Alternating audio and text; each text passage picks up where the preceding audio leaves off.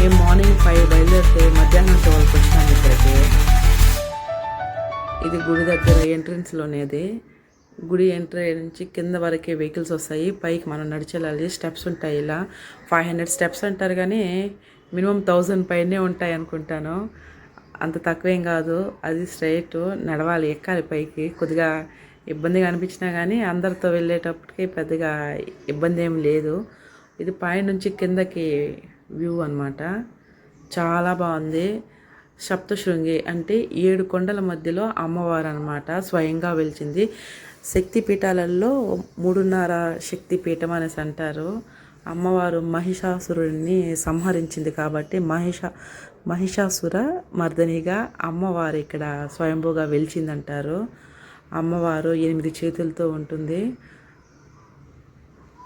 చుట్టూ కొండలు, మధ్యలో అమ్మవారు, అది కూడా ఎత్తైన కొండల మధ్య. చాలా బాగుంటుంది. ఇక మనం పిండి దీపాలు పెడతామో అలాగే వీళ్ళు ఇక్కడ గోధుమ పిండితో దీపం చేసి దీపం పెడుతున్నారనమాట. స్టెప్స్ ఎక్కుతూ ఉన్నారనమాట మా వాళ్ళు. కొంచెం ఏజ్ అయిన వాళ్ళకన్నా ఏజ్లో ఉండే వాళ్ళు చాలా ఇబ్బంది పడుతుంటారు, ఎక్కలేకపోతూ ఉంటారు వీళ్ళైతే.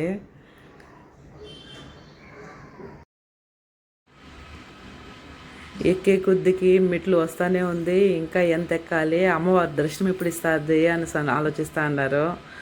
ఇంకా ఎంతసేపు అంటా ఎక్కుతున్నారు. ఫైనల్గా అమ్మవారి దర్శనం అయితే ఇచ్చేసింది. చాలా అద్భుతంగా ఉంది. మొత్తం సింధూరం వర్ణంతో, పెద్ద అవతారంతో చాలా బాగుంది అమ్మవారు.